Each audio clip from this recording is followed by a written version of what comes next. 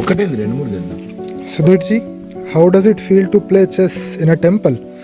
How do you like it? See, I think I'm playing after 45 years maybe. So after my high school, I essentially stopped playing. Though I had an interest, but I never had an opportunity to play chess. But I was always fascinated. So and we try to encourage that with the kids, and way back in 2000, I guess we donated some chess boards in the village, and that created as a kind of subculture in the village. And my good friend Rajanna from childhood days, he taught so many kids, and now we probably have about 50 people who play chess in a really, I think, medium to high standards, you know. So this is the generation that's just picking up. I'm so excited seeing them, and I want this to happen in every house, every school. Okay, that's why last few months I've been so focused. I've been following up. So yeah, it feels so wonderful, so wonderful. Tell us a bit about the chess scene in Dandepalli, which is the village, and right now, how is it growing?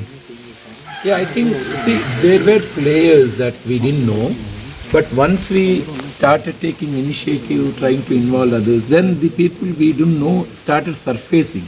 For instance, Pranay is such a good player, and so he's a discovery, right, for a person like me. So I was so impressed, and then so I said I need to talk to Pranay. So I called 3-4 times to his dad's number, but I couldn't get him. But finally Rajanna connected me to Pranay.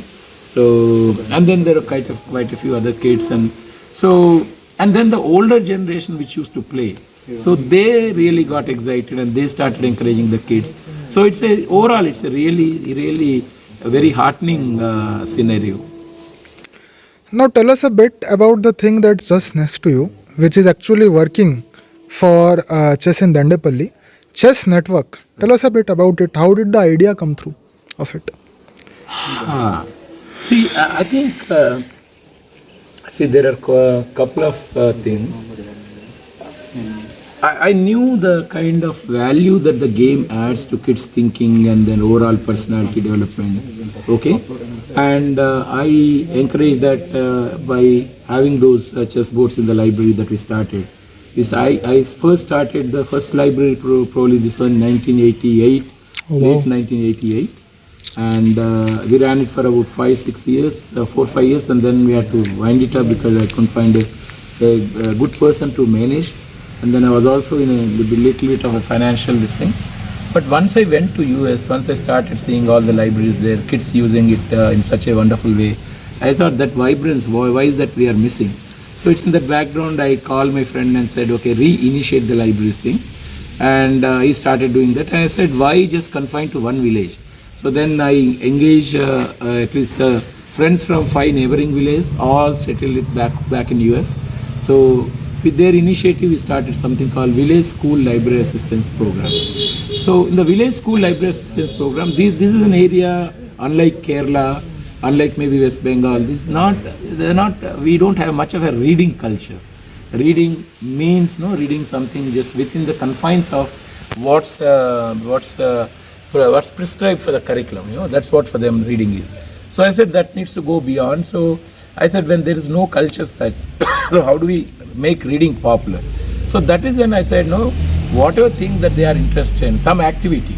So you put books that are related to that activity. For instance, somebody is interested in chess, they'll go and find a chess book. Somebody interested in some kind of mechanical thing, they'll go and find a book. So that's the orientation. The other thing is reading requires a lot of patience and stamina to sit. So I said, how do we cultivate that? So first they have to settle their ass down, they have to do that. So I said, okay, chess probably is a good thing. So once they cannot keep running and playing this. And once they settle their ass down, then they have to focus their mind. Okay? They cannot keep their mind roaming and then keep playing that. And then let's say once they start playing and then the opposite player is really good, then that guy they need to watch out. They need to be really alert, right? So imagine if they keep playing this for 5-6 months, imagine the kind of changes in their personality, in their thinking, in their habits. So I said, once the general capability is built, then when they go to read, they can sit for half an hour, 1 hour without much difficulty with such an. So I thought the game can impose a certain kind of discipline on a player, whoever is playing, doesn't matter. Okay, it imposes a certain kind of discipline. That was my primary thing when I said, okay, let's do it. So that's how it started. And then during the COVID, I happened to be here. I came here to take part in a government sponsored, horticulture department sponsored bamboo study tour to Sindhudurg district of Konkan, along with the horticulture commissioner, the present National Biodiversity Commission chairman, and the planning commission chairman. So we went, and then when we came back, within 4 or 5 days, COVID lockdown was declared. So that resulted in my staying back for 1.5 years in the village. One initially because of the COVID, and then later on for some personal reasons. So during that time, I observed the kids, I observed the kids, their parents, not much of a guidance, teachers are not as motivated and as committed as earlier days. So these kids have those, then in the meanwhile, social media has become so rampant, so they started getting addicted to any kid who is above 7, 8 years. So their social media addiction is so rampant, I said, no, I think, no, kids need to have something better. That's one. And then above 14 and 15, youth particularly, so much of liquor consumption, so much of addiction to liquor, and I am so afraid, I'm so scared that these days people are saying that drugs are also becoming common in villages. It might be not as rampant as liquor, but increasingly drugs are. So I said, no, we need to protect our youth, and we need to protect our children. So I said, games is one good way, and within that, no, chess is a mind game. So let's start. It doesn't have to be played by hundreds of people to start with. 20, 30, then slowly the culture starts. You hold competitions, you give some token prizes, and then you hold competition with the neighboring villages. So that's the idea. Then I said, okay, the same thing needs to be done in my neighboring village, and then the neighboring village. Okay, so that's when I said we need to have a platform, and then I started talking to my people, from my friends, and then I said, okay. So when I say chess is a game, and network, you network with so many people. We don't do necessarily, you don't do all. There might be so many people are already doing that, who might be inclined to do that. Okay, so he said, let's connect with them, then form a loose network of these people. So that's how the idea of chess network came. And then I started roping in some of my very brilliant friends from school days, college days, from all across. There was such a resonance, such wonderful response. I said, okay, so that's what gave me a lot of motivation, fuel to basically, and that led to a lot of discontent in the family. They were thinking that I was giving all as if I had married chess, and my wife was saying, I'll give you divorce, be with chess. I said, okay, that's good. I don't have any problem with that. It's okay. So anyway, that's essentially, I think, is the crux of the matter. Wow, fantastic. And tell us a bit about your memories of Dandepalli in the younger days when you used to live here. Oh, Dandepalli is like heaven, If you say, where is heaven? My Dandepalli of my younger days is my heaven, okay? And in terms of, you have abundance, You have abundance. Anywhere you go, you have so many wild fruits, mango. In fact, the mango orchard we had more than 110 varieties. 110 varieties, These are all not grown from grafted ones. These are all grown from the kernel, okay? So if you enter into that, and the one who used to take the contract of the orchard, so when I was a kid, they used to give me, Babu is a small kid is referred as Babu. Mm-hmm. Babu eat this, Babu eat that, this has this flavor, this has this color, this has monkey sass color, monkey sass is kind of red, right? So there's so many things, and then there are some mangoes that are very famous for pickle, and then, so different flavors, that is mango. Custard apples, they were so plenty. Guavas, a tree in my house it's so special that any time of the year you come to the village, you always find guavas on this thing, okay?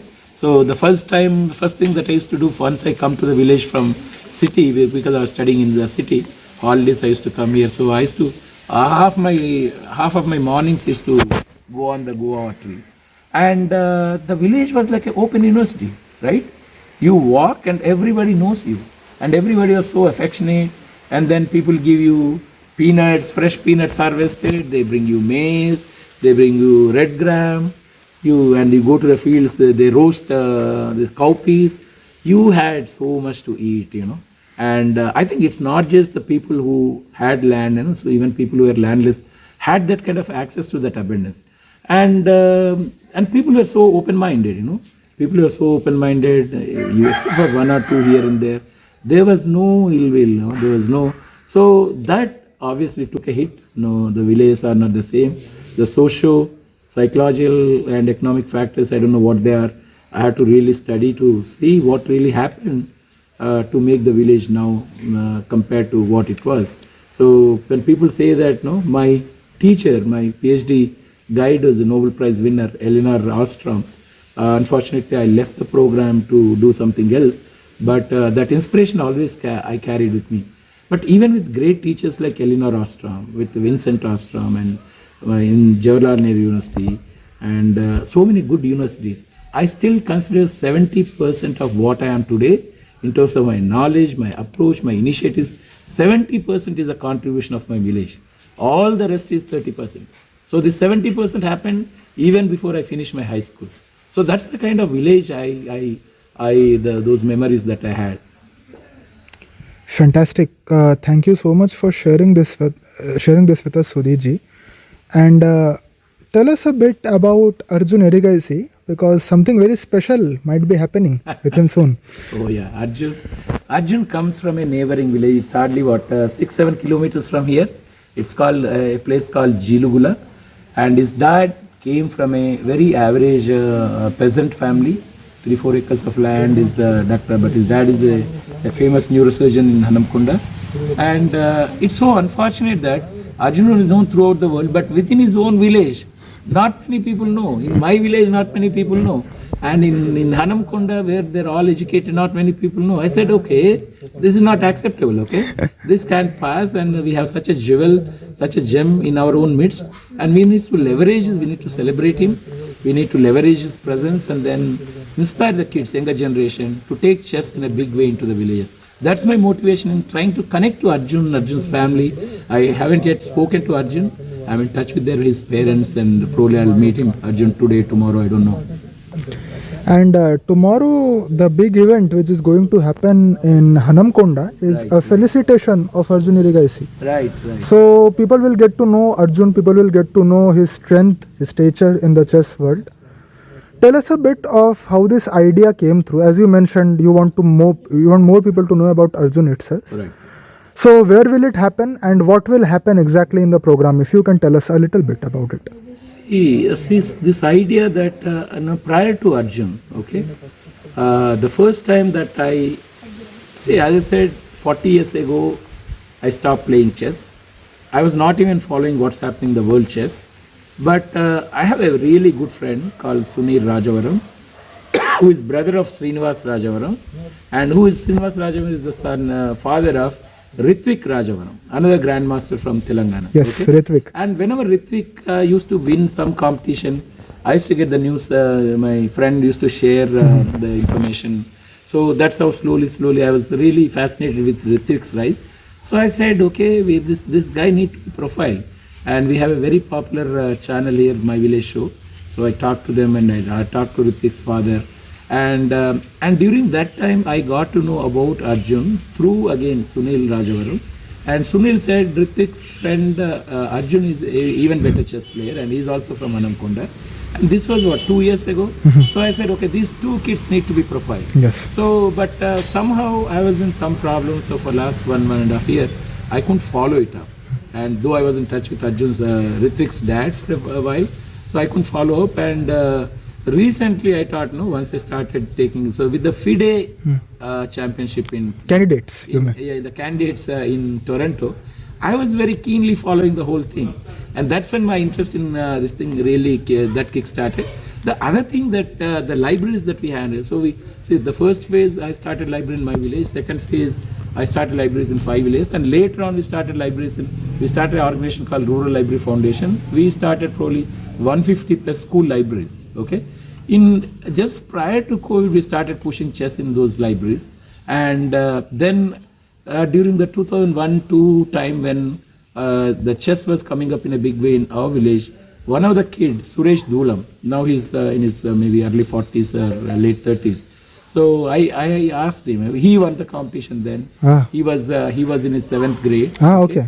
And of the 57 kids who participated, his brother was a runner.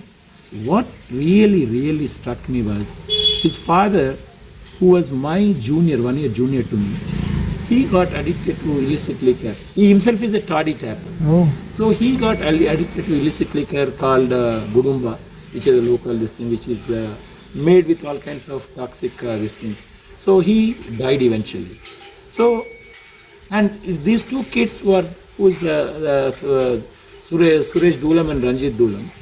And in that kind of a family, imagine somebody taking a fancy to chess, okay, and then winning the competition.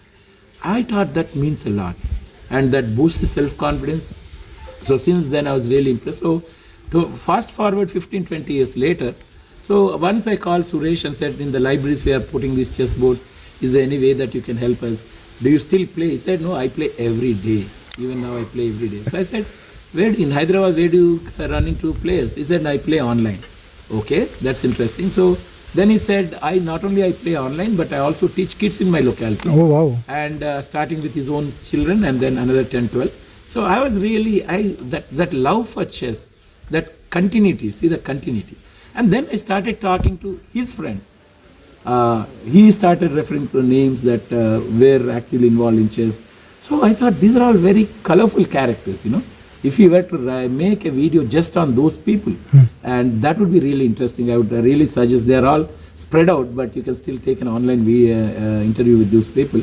So that was why I said, okay, Suresh Dulam is one of my another big inspiration. Okay. Suresh Dulam, and then my friend Sunil Rajavara, who ignited my interest in this thing. Then he started. So Sunil's brother Srinivas, so he started playing chess in his village. That village, Mantini, where there were lots of Brahmins, and there was a good chess culture. So everywhere in the verandas, when you go out, summer people play, and then elders come and play. So my friend's dad, brother Srinivas, he became really popular. So that kind of gave him a fuel to continue. So he continued the game in the college, and then he became a champion in the university. And with that interest as a background, he started teaching chess to his son Ritvik. Okay. So I asked my friend, so is that climate still prevailing in the village?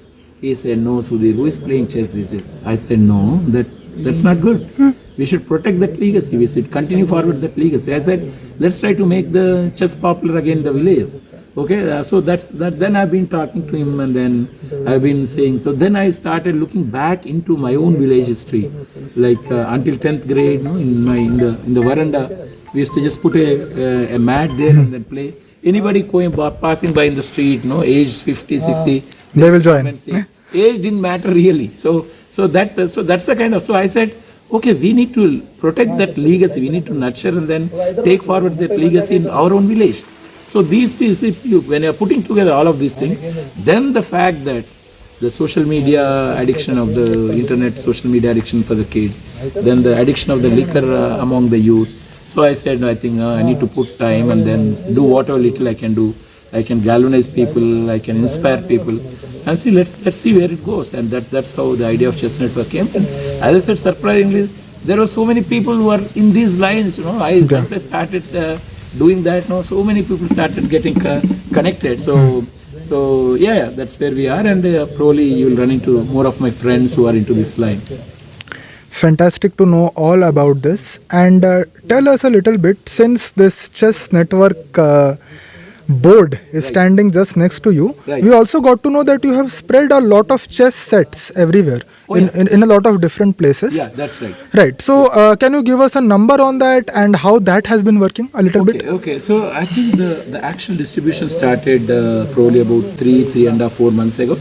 So in Mehboob Nagar we have done most of the sets. A good friend called Ravi Mereddy, he has ordered 300 chess boards, and then they have a platform called Vidyavardi. So the kids in America, they connect to the local kids in 14 villages. So through a program called Vidyavardi. So wherever these schools are functional, as part of the Vidyavardi program, they gave chess boards there. And then another good friend Ramesh Nallavolu, who is doing most of the coordination work. So he started ordering. Then he started looking into the logistics. Where can we get it for cheaper? Where can we get good quality? Can we ourselves make these things? Then he ordered, and then it started point. Then I said, okay, it doesn't cost much. Probably if you 5,000 rupees, you can get about 25-30 chess boards, and we'll start with that, and then within no time we'll make it into 500 chess boards. Every occasion you give chess board as a gift. You give in a temple, they're doing some puja, they're giving some food to this thing for that is anyway done being thousands of years, hundreds of years. No? There are so many people who are doing that. Correct. But at least if a few others, few of these can start doing these kind of things. Donate a book, donate a chessboard. I thought no, this is something that we need to really leverage. So these are things that we are looking for. So probably right now we probably might have given about 1,500 to 1,500 chessboards. Oh wow. But soon we are going to give in just one district alone. We are going to give 15,000 chessboards. Oh my God. So tomorrow we have a program where we are going to announce that. Yes. That is going to be a start, and then we'll go to spread to different districts, and then we'll start giving basic coaching. Then we'll start conducting competition in different schools, and then the mandal level. Then we want to build the ground up. So that's why we are saying that Chess Network is not just an organization. Chess Network is a movement. Okay, that's the slogan. The Chess Network is not just we have to be an organization, because on paper you need to be an entity. You need to register, you need to have your own bylaws, you need to have responsible functionaries. We'll do all that, but we don't want to confine to just that. So we'll be organization on paper, but we will be a movement in spirit and in practice. Fantastic to know all about this, Sudhirji. Thank you so much for your time and sharing all this about Chess Network. Yeah. Wish all the best to your organization. Oh yeah, thanks Himank, thanks ChessBase India for coming all the way. And I was during the candidates tournament, every day I was watching Sagar Shah's interview. Such infectious energy, and I think one of the inspiration probably is from there. It's not just one point that I got inspired. So that's how I got connected to Sagar Shah.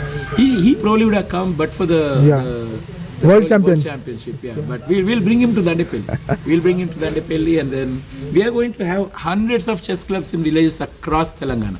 That's the commitment I'm making to myself, and that's the commitment I'll have others to make in due course. Fantastic. Thank you. Yeah, thanks a lot, Himank. It means so much to us. I have two wonderful people sitting in front of me right now. On the right of me is Sudhirji, on the left is Pramilaji. Both of them have done some fantastic work in improving chess, also spreading chess to the masses in a small village called Dandapalli. It's in the Hanamakonda district in Telangana. And we want to speak to both of them, but this interview will focus mostly on Pramila, who has done a fantastic job in supporting chess initiatives in this small village. First of all, Pramila, I would like to ask you, how do you feel about the chess initiatives here in Dandapalli, and how did it all start? What was the idea behind this to support this initiative? అమ్మా ఏమంటున్నారంటే వీళ్ళిద్దరు ఈయన సుధీరు తర్వాత ఆమె ప్రమీల వీళ్ళిద్దరు కలిసి చాలా మంచి పని చేస్తున్నారు చెస్సును ప్రాచుర్యంలో తీసుకురావడానికి. సో ఈ ఐడియా ఎట్లా మొదలైంది, ఏ రకమైన వర్క్ చేస్తున్నారు అనేది నీ మాటల్లో చెప్పు అంటున్నాడు. మన పిల్లల గురించి మాట్లాడుతున్నా. ఈ రోజుల్లో పిల్లలందరినీ తల్లిదండ్రుల దగ్గర ఉంచుకోకుండా హాస్టళ్ళలో పంపించడు, తల్లిదండ్రుల ప్రోత్సాహం లేకుండా అయిపోతుంది. విలేజ్లో ఆటలు నేర్చుకోవాలంటే కూడా హాస్టల్లో పంపిస్తే ఈ ఆటలు రావటం తెలుస్తలేదు పిల్లలకు. చెస్సులైనా క్యారమ్ బోర్డులు అయినా ఇవన్నీ ఏవైనా విలేజ్లో ఏది పిల్లలకు ఏది తెలుస్తలేదు. పిల్లలు హాస్టల్లో పంపించుడు, తల్లిదండ్రుల ప్రోత్సాహం లేకుండా అయిపోతుంది. ఇదే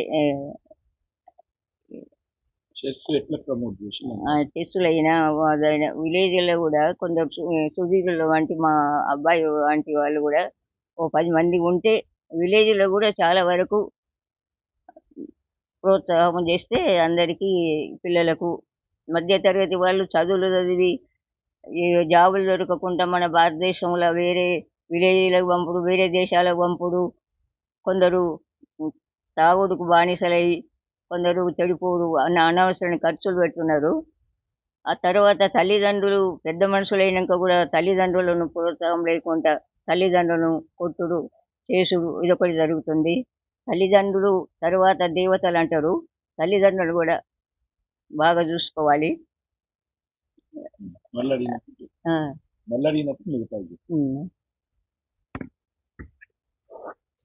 Yeah. My mother is saying in the villages, lots of parents are sending their children to the hostel. In the hostels, children are deprived of games. They they don't have much socialization in terms of games. There might be other kind of things. So, and whoever is left out, they don't have much guidance, and they are getting used to bad habits. And so she's saying that parents are like gods, and then the children have to be with the parents. And the middle class, once they're studying, all that they are doing is to try to go somewhere abroad, or and whoever is left out, they're getting addicted to all bad vices, including alcoholism.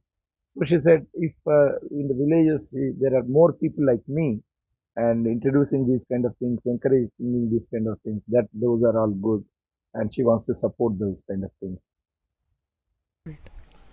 Uh, Tell us a bit about why choose chess and what is the kind of support which she has provided to Chess in Dandapalli, and what would she like to see next of more of what's happening? అమ్మ ఏమంటున్నట్టే, ఎందుకు చెస్సే ఎందుకు దృష్టి పెడుతున్నారు ఇక్కడ, చెస్సే ఎందుకు దృష్టి పెడుతున్నారు, చెస్కు ఏ విధంగా ఇక్కడ సపోర్ట్ చేసినావు నువ్వు, తర్వాత ఇంకా ఏ రకమైన సపోర్ట్ వేరే వాళ్ళు చేస్తే బాగుంటుందని నువ్వు అనుకుంటున్నావు. ఈ 3 ప్రశ్నలు. చెస్ ఎందుకు అనుకుంటావు, ఎందుకు సపోర్ట్ చేయాలనుకున్నావు, ఏ విధంగా సపోర్ట్ చేసినావు, తర్వాత మిగతా వాళ్ళు ఏ విధంగా సపోర్ట్ చేస్తే బాగుంటుందని నువ్వు అనుకుంటున్నావు.